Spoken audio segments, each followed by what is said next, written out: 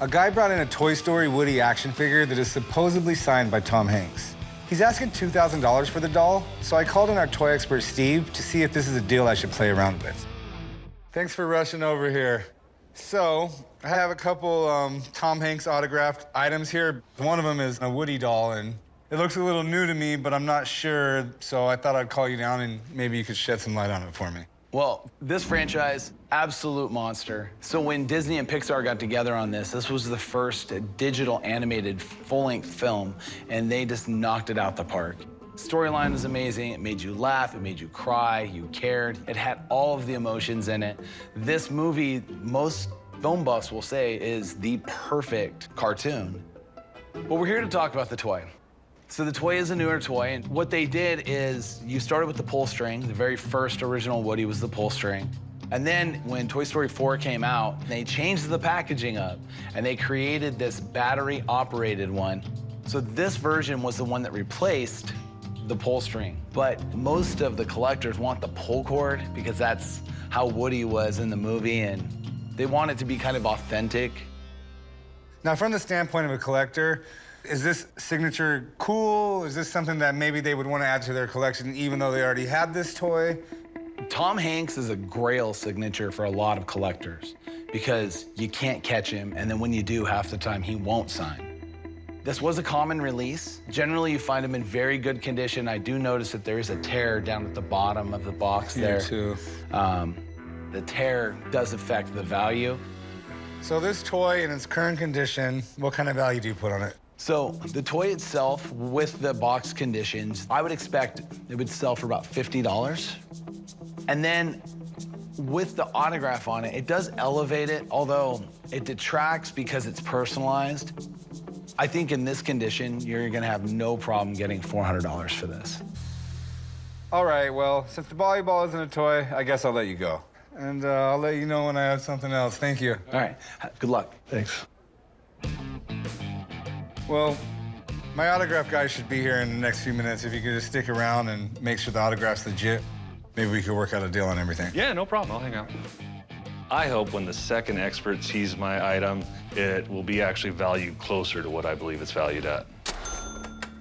So, this gentleman has a couple Tom Hanks autographs, and they're pretty cool. One of them is on a Toy Story Woody doll. And we have the Wilson volleyball, which reminds us of the movie Castaway. Nice.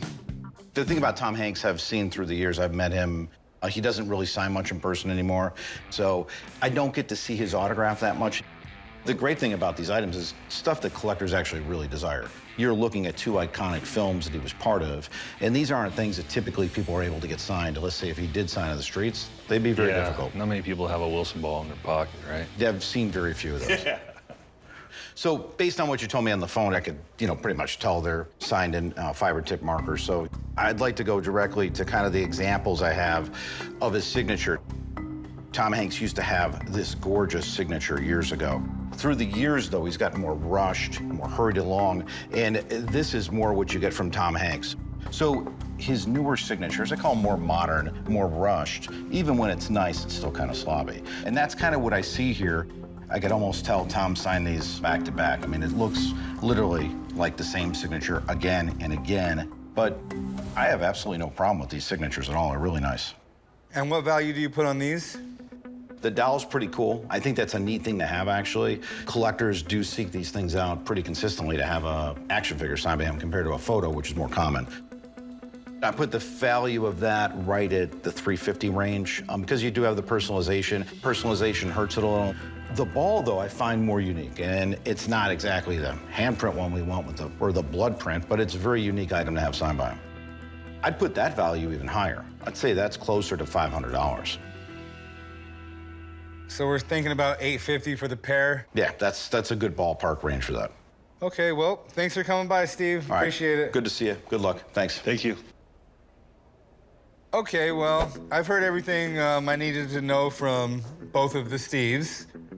We're looking maybe $500 for the pair? No, I couldn't do that. I think from what he said for the value on the Woody doll, I'd rather just hang on to it. It's worth more to me than that. Interested in getting rid of the Wilson ball, though. What would you give me for that?